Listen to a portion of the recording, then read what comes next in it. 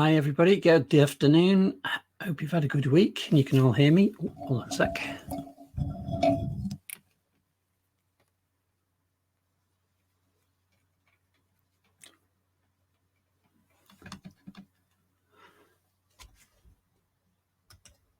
Is there anybody out there?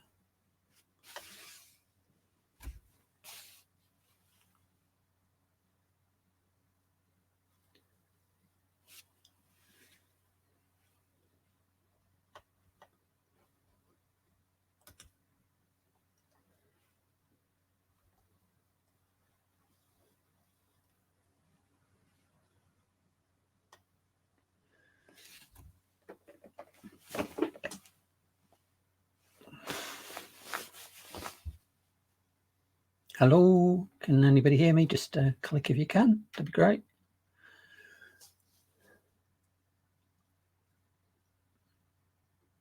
Hello, officer, thank you. Can you hear me all right?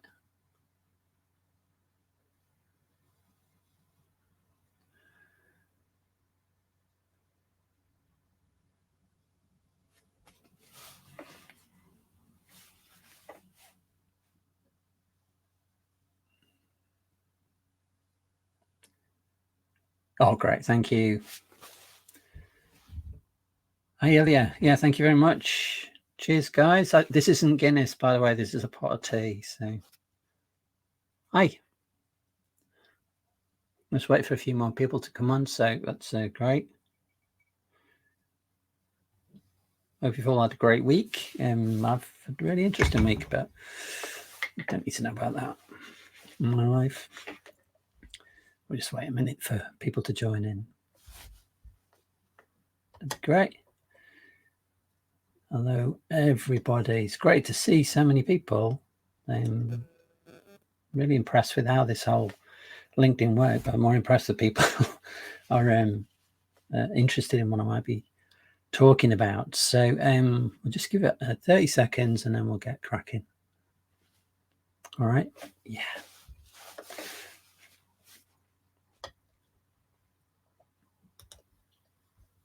Oh, let's try that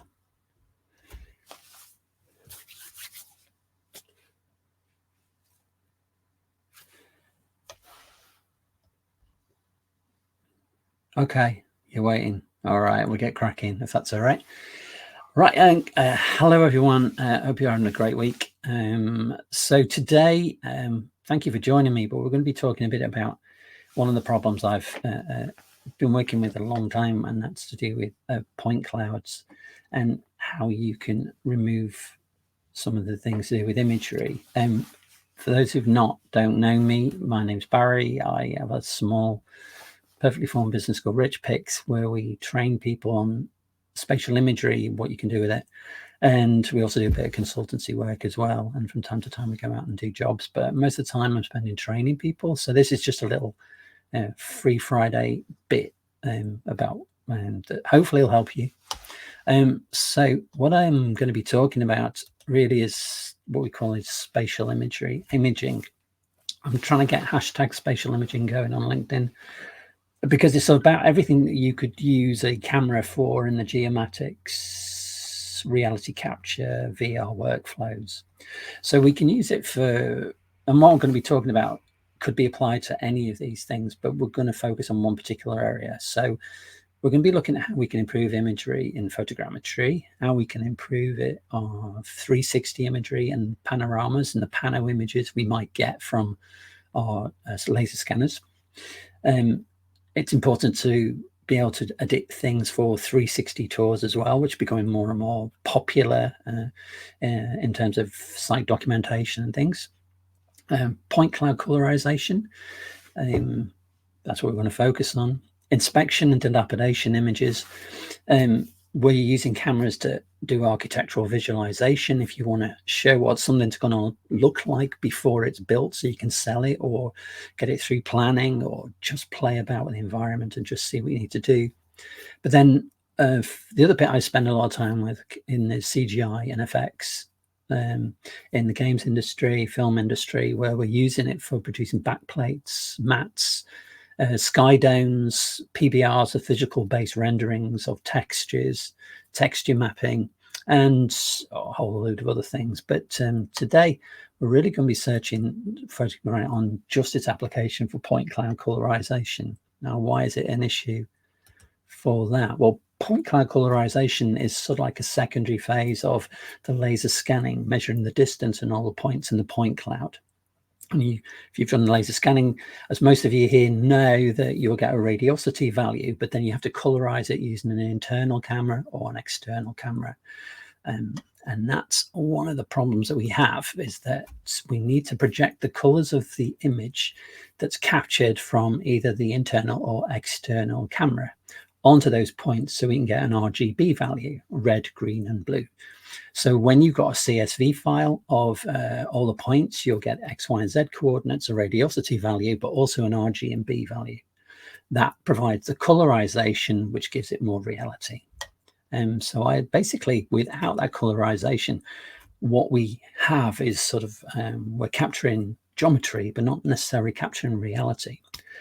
However, we do have a number of problems. The public being public, people's sites being sites, architects being architects, they need us to actually clean up these images. Now, we can clean or edit the point cloud to remove objects in things like Cloud Compare, or most of the softwares that you do point cloud in have the ability to take out bits. But the problem is that we're not necessarily edit the images that are colorizing them, or for the output, which is now becoming really common and useful. And if you talk to most architects, probably what they use more than the point cloud is the panoramic images, the 360 images that you get. So what we can do is all of the scanning pieces of kit, all the laser scanners will have a folder somewhere where all the images that it takes are stored. And what we can do is we can take them out, and providing we don't change the name and save them back to the same place, we can do some image editing. Now, we're all aware of some of the problems that we get. So people walk in front of us, there's a bus comes in the way, there's things are in the way. And if it's something like high-vis, we've all had that with somebody, some helpful guys is walked in front of us. And then what will happen then is, even though we remove the guy, we can't remove the image. So the wall or the building behind that person is going to be high-vis orange. Well, we don't want that. It's just giving a false idea and it looks ugly. So what we can do is we can do some image editing, and there's a number of softwares we can use for that. So we've got Adobe Lightroom, you've got Adobe Camera Raw, going into Photoshop. Camera Raw and Lightroom, for those of you who don't know, are pretty much the same thing. They're written by the same programmers. It's just a different route.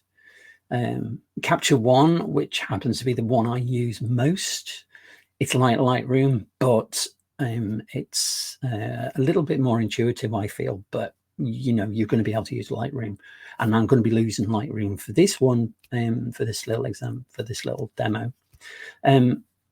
The reason I like Adobe and Lightroom and Capture One is I also use it for organizing my photos as well, because it allows you to take a catalog or a session and leave the images where they are.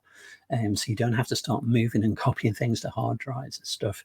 And it also allows me to find things, because one of the problems with photography is if I'm doing a big job, then I need to break it up and be able to find the image of that particular area. There are a few more I know out there, Luminar Neo, there's lots more I could talk about, but the ones that are common, Adobe Capture One, and those are the ones I'm going to be focusing on and those are the ones I use myself. But what are the things we need to get rid of? We need to get rid of dust spots, which you may not notice, but can create a bit of havoc. We have a problem, and it's one of those things we don't talk about too much, the personal identification thing. It's a legal requirement for us to try to remove anything which would identify a person or their place of work. There are automated systems out there which will blur number plates, but it's about faces, blurring their number plates, company logos, and other things like notice boards internally in an organization on the corridor, which might give him an identification of different things. it's an interesting thing. It's an interesting conversation to have. But that moves into another level of, say, security. So one of my clients is in the nuclear industry, and what they want me to do is to take away all the places where there would be CCTV or exit signs, because exit signs on a door would mean that door opens to the outside, and they don't want ne'er-do-wells and possible people having an idea of the layout of things. Similarly with alarms. And some people asking people to remove QR codes now, because some plant or whatever has got a QR code on it, and they don't want people to be able to scan that and then get into systems. Then there's the cosmetic thing about visualization. And if you were doing a scan of a building, you want it to look its best, especially if you put it in for planning. If you want to use that image for marketing to sell a property or education, and then you want to tidy things up, litter, advertising hoardings and graffiti. All of these things are things we want to remove. And then in CGI, we want to try and remove man-made things, aerial satellite dishes, cables, and if you've got the clouds in the sky, you get jet trails and things. Now, all these things are things you can remove in editing, and if this slide is deliberately done, the idea is to take away annoying, distracting stuff away, little things that will take your mind up, take your eye off the quality of the image or things like that.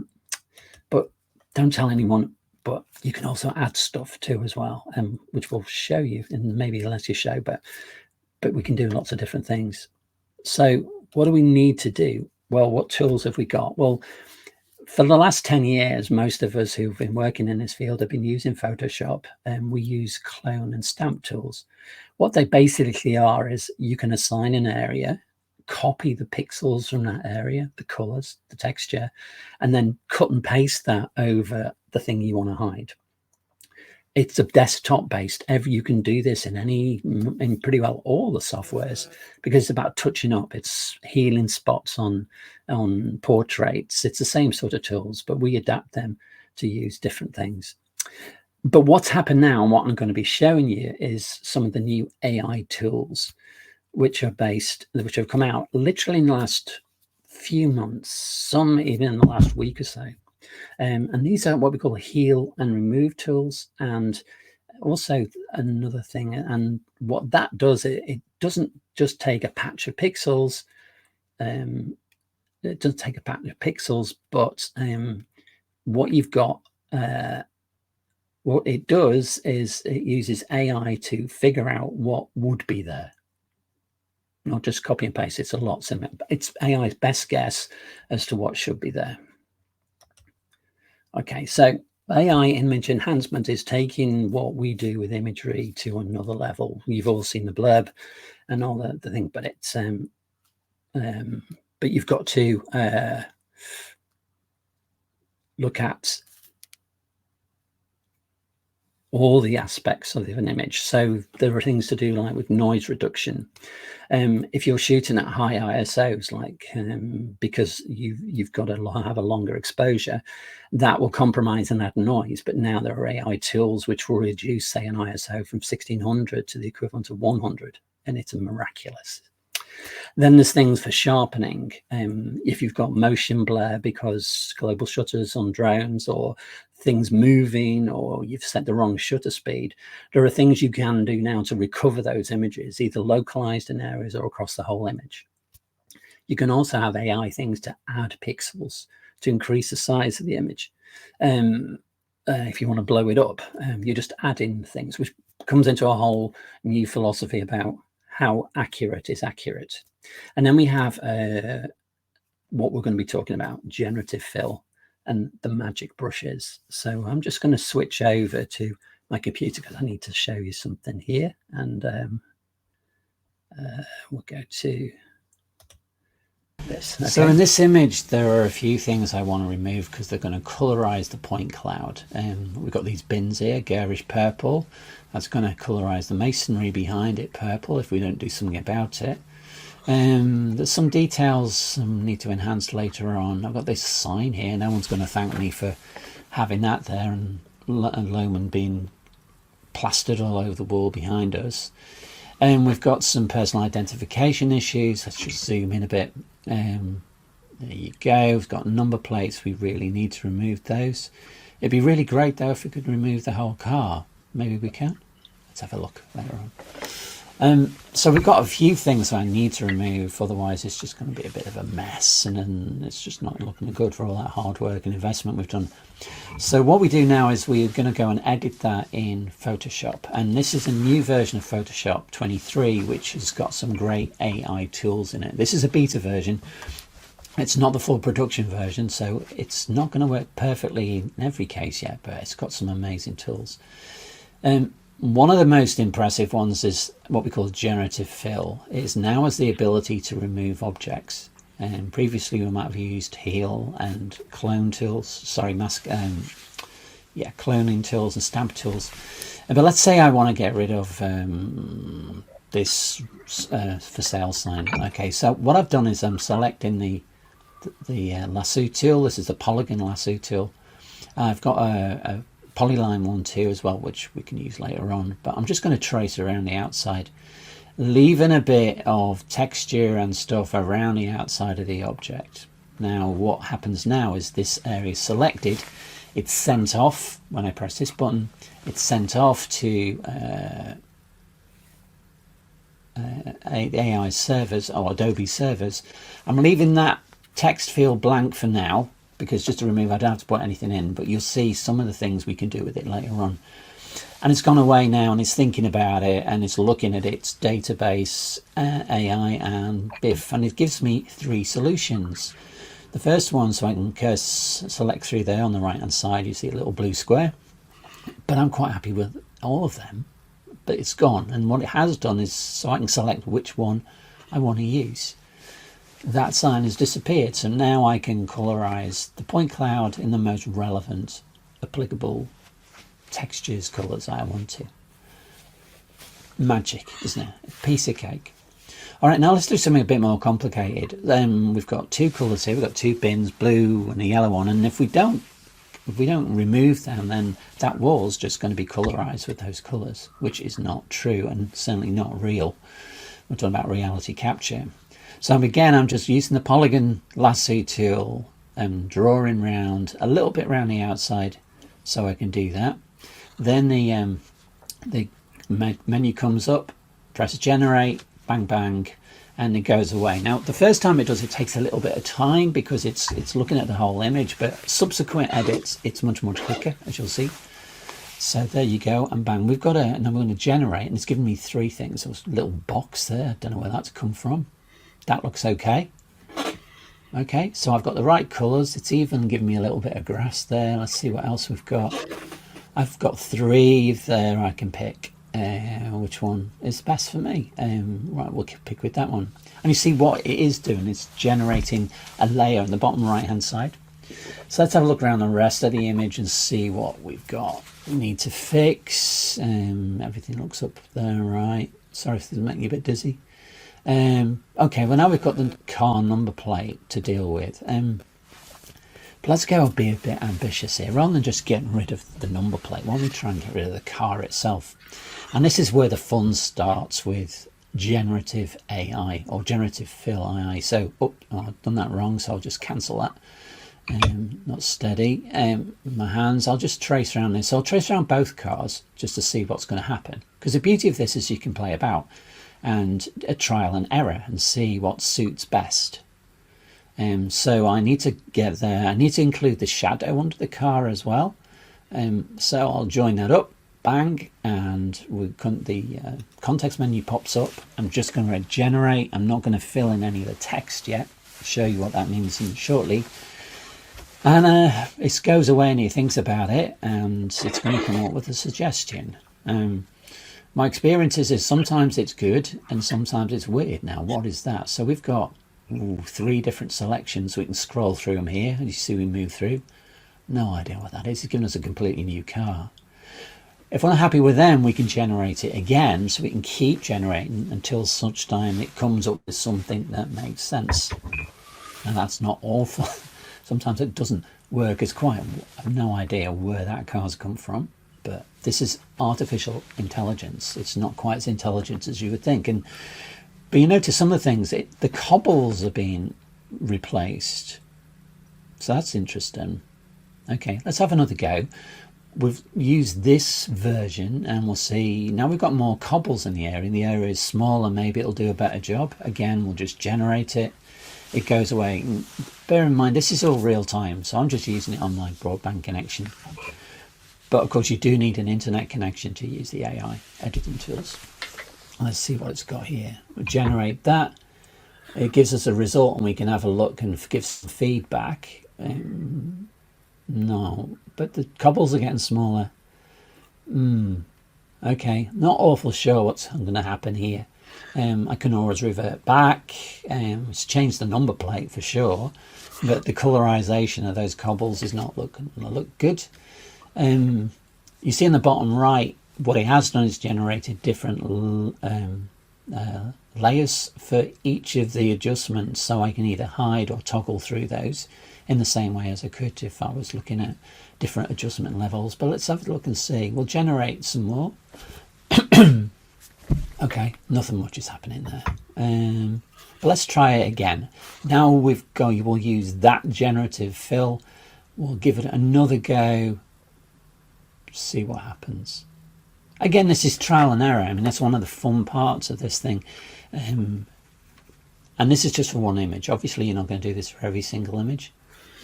But it's not really doing it. Let's scroll through, see what else has come up. Well, that's an interesting vehicle. Okay. Generate another lot. I'm not awful sure if this is going to work. But that's the point of AI. Sometimes it works and sometimes it doesn't. But let's have a go. I mean, one of the things we can do as well is we can look at, we can actually add text in here to give it some help.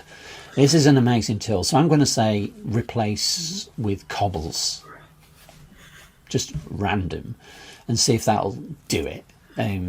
Okay, so let's see what happens. This should be funny anyway. So we've got those cobbles. We'd like to actually remove that. Well, that's a little good. Oh, and that's a boat. Oh, that's a cobble boat, right? And I've no idea what that is. Okay, so we're not getting very far with that. We can always, so we tried it, but you do notice that the cobbles are extending under the position of the car where it was originally. So what I'm going to do now is I'm just going to get rid of these layers, select, so shift select them all, and I'm going to merge them or delete them in this case. What I would do is merge all these before I export them so the file doesn't get too big. So delete all those selected ones. I don't want those. And we've gone back to the original vehicle that was there. That's the original picture, isn't it? Okay.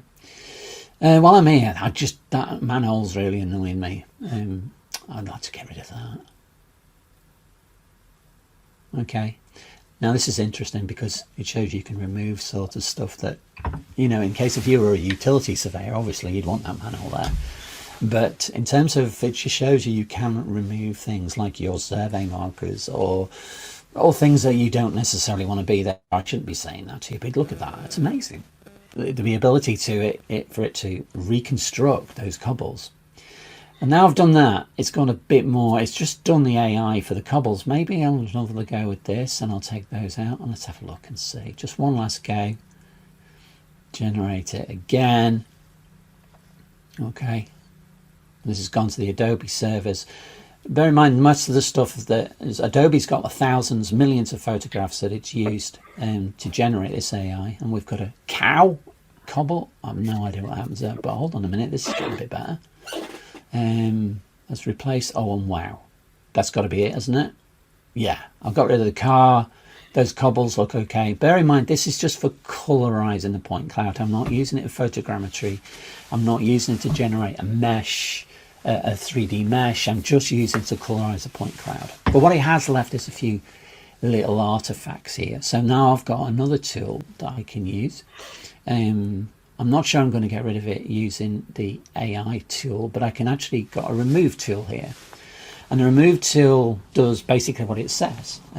So I can paint, and I've got the brush is a bit big. I can make it smaller just using the square arrows to the left of the the what you call it, key, you know what I mean, and we can just simply paint over that. Okay, let's see what's going to happen here. It's not doing anything. Okay, why is it not doing anything? Okay, maybe I'll just make the brush a bit bigger so it's got more of a context to look at. Because what this remove tool doing is it's looking at the pixels either side and trying to duplicate those. So it's a bit like AI version of stamp. Now that's not really working. Why is not? I know why it's not. It's because I'm working on the generative fill layer. Okay, and it won't do that. I have to go and work on the background layer. But okay, now let's have a look at this bit here. I'm not really bothered. That has caused a bit of a problem. That doesn't look real to me at all. Let's see what we can do in the areas around it, because that might help with the AI fill bit. Again, this is trial and error, and it's a bit of fun. I mean, I don't know how much fun you have in your day, but this makes me smile. Just seeing what's going to happen. Okay, so we generate that, and that's a bit of a mess. Okay, so you can see it doesn't work all the time. It's not perfect by any means, but this is the beginning. This is the beta version. Imagine what's going to happen, you know, when it gets more intelligence. The box here allows me to input text and to give it some guidance, and I'll leave that for another big thing, another big presentation, because that's astonishing what it will do. But we've got here, so a few things we may want to do, like get rid of this alarm. We don't necessarily, it's in the public domain, ne'er-do-wells being able to see where the alarms or security cameras are and stuff. So again, we just use the lasso tool and the AI fill, the generative fill, and it's going through that, and hopefully it's going to remove that and give me a texture, which, well, that looks perfect to me. So we can zoom in, I guess, have a look. That looks pretty great. And it's just bang, magic. So now you've got that. Now the choice, of course, is whether you take these things out. I'll come back and fix that a bit later on, but just for the benefit of this presentation, assume I've fixed that, can you? Okay. Few little wrinkles and I'll probably go back and fix those in Lightroom, where I've got a bit more control over certain things. But there's some interesting things you can do. So you can add skies and things. I'll just quickly show you. So there's a sky. Now you can add whatever version of sky you want to it. In this case, it can't find the edge because I am working on the wrong. Yeah, I need to do something else with that. But basically, that's what I'm doing. I'll show you an example of that shortly. Now I'll give it another go. Will it do it? No. I can go through and select different skies I want to replace it. Well, that's not going to work. Just show its life, and we're not really working. Sometimes it works and sometimes it doesn't. But looking at this image now, I'm pretty happy with that. I've got rid of the thing. So what I can do now is I need to close that image in Photoshop. Closing allows me to recycle it back into Lightroom, save a version of it. Okay, and now I'll, I'm just waiting for that to export. And there we go. So it's going to fill this in, and I should have 3 or 4 versions here. So we're back in Lightroom now. And there's the other example. So I've got here, so this is what it looked like, and this is, okay, so that's the first image, and this is the new version with cars, dustbins, house of sale signs. But I want to do some extra things with this, so I'm not happy with the light and the shade, the shadows I'm hiding, so I need to brighten it up a bit. Now this is a bit more involved, and we'll do another presentation about recovering the data in shadows and in highlights. But just by playing about in Lightroom, I can enhance this image, and I would do this probably after I've done the removal of the things. But this is one of the things we need to do, adjusting the white point, so we're getting all the detail we possibly can. I'm just holding down the Alt key or the Command key if you're in Mac while we're doing this, and moving the white point. Well, in that case it's the white point, and just playing about just maximizing the detail recovery. And you can see we're starting to get more detail coming back. Certainly in the shadows, we're seeing more detail and more natural color as well, rather than it just being black and colorizing that whole area and baking in a texture that we don't necessarily want or we want to pass on to our clients. We can increase detail and texture, but again, this is for another session, but I'm just showing you briefly what we can do as well in terms of editing this image. So let's zoom out and have a look, and you can see the quality of the image is already getting better, and it's giving us a more natural color that we can capture. I'm going to bring it down a little bit here on the exposure. I'm generally only using exposure, not so much in the contrast, but there's lots of things that we can do with this image. Let's zoom in again, just do a bit more of inspection. Got a bit of noise in there. We can do something with that as well, but brighten it up so we're getting some colors. It's not just black hidden in the doorways. We're getting there, I think, but this is just one image. So now we'll export that back to where we got it from. What we'll be talking about in the next session is, this is for one image, but we're going to have to deal with lots of images at some point. Batch processing. And this is the image that we started with. This is the image we've got, and then we can do some magic later on where we relight the whole scene. And this is done the same way, but with different tools, well, the same set of tools, but we've had to play about and we've relit the scene. So once we've got it to a certain level, we can relight it. Okay, hope that makes sense to everyone. Hi guys, I think you can see there's a whole suite of tools that we can use, and these AI tools have only been available for a short while. What is going to happen as there is more AI information feedback, then of course these tools are going to improve. I think it's really interesting where we're likely to go. I mean, so a few people mentioned in the comments about, well, wouldn't it be great if you could identify a particular thing or a person and eliminate those? That is going to come, but at the beginning, we're at the beginning stages of using AI tools for image editing as we go through. It's going to change an awful lot more. These tools are just to change individual files, individual images. There's another suite of applications based around Lightroom and Capture One, which will allow us to do batch processing to look at things that affect the image dynamic range and the contrast and sharpenings of them. I propose to do a much longer or another demonstration about that. But I think you can see we've got a whole slew of tools which are great fun, because I see this is just the beginning of what you might be able to do. A lot of people are happy to press the scan and the colorize button and then produce something that makes sense or is good enough. And to be fair, an awful lot of it is going to be perfectly adequate for the purposes. But there are going to be some clients who want you to go that much further. And there are extraordinary circumstances where, you know, things happen on site where you want to be able to correct them when you get back into the office, and you don't have to run another thing, or things you don't notice. You know, you don't notice the guy in the high vis on his bike riding past you when you're taking the photograph. But this is just the beginning of where we'll be able to use things. So we can use these tools for things like shadow busting, I call it, where we can look at recovering details like in the shadow, but not just lightening it, but changing the color range so it's almost seamless. So we're not baking shadows in. Highlight with detail recovery, quite often, especially in sunny places on white objects, things are overexposed. But even when you think they're not overexposed, sometimes they are. And that's an impact on photogrammetry and stuff. And it allows you, with this technology, where you can do photogrammetry in the dark or in a high contrast area, bright sunny area like the desert, do color gradings. And then we get into more interesting things like masking. So masking of particular areas for getting rid of reflections, be able to do scanning, glass buildings, mirrors, all sorts of things.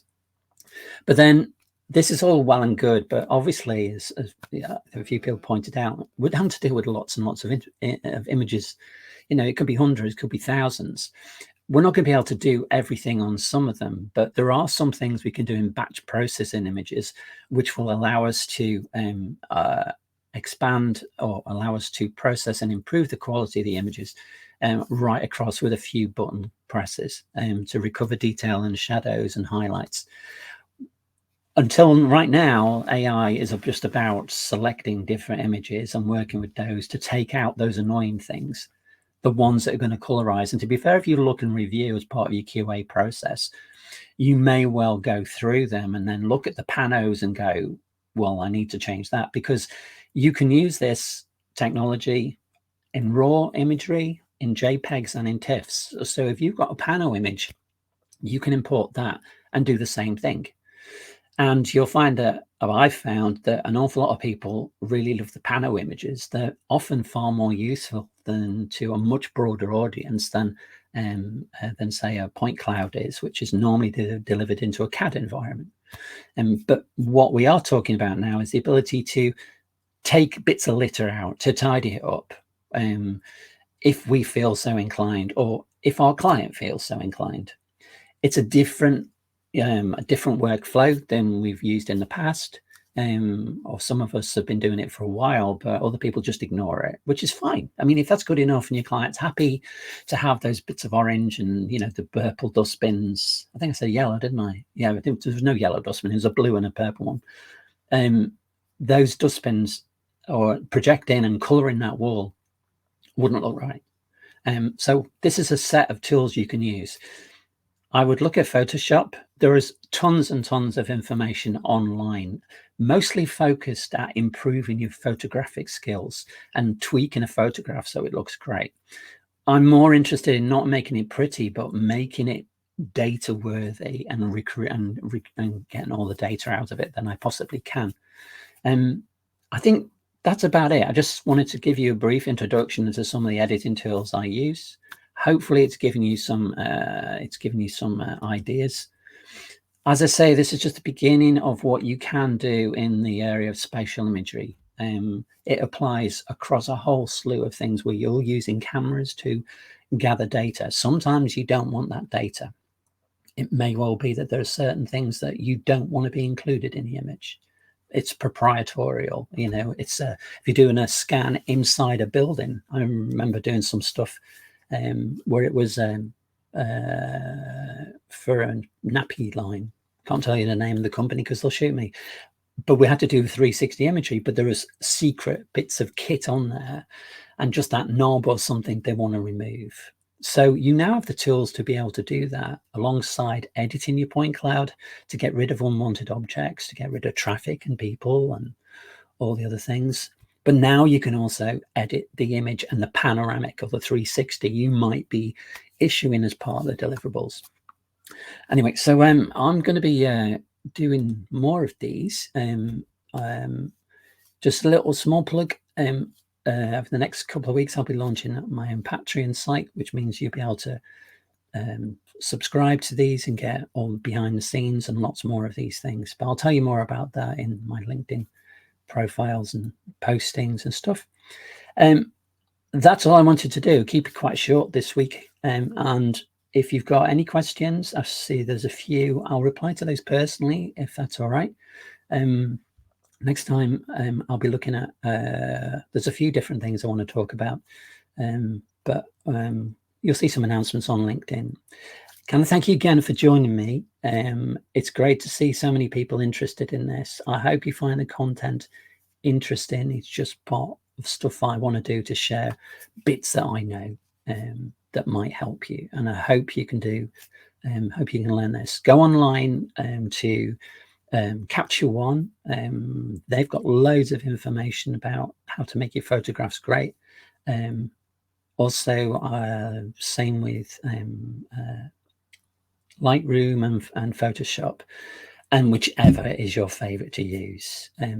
But AI is going to change for the better and give us a lot more fun in our job and allow us to solve problems which have been really annoying for a while.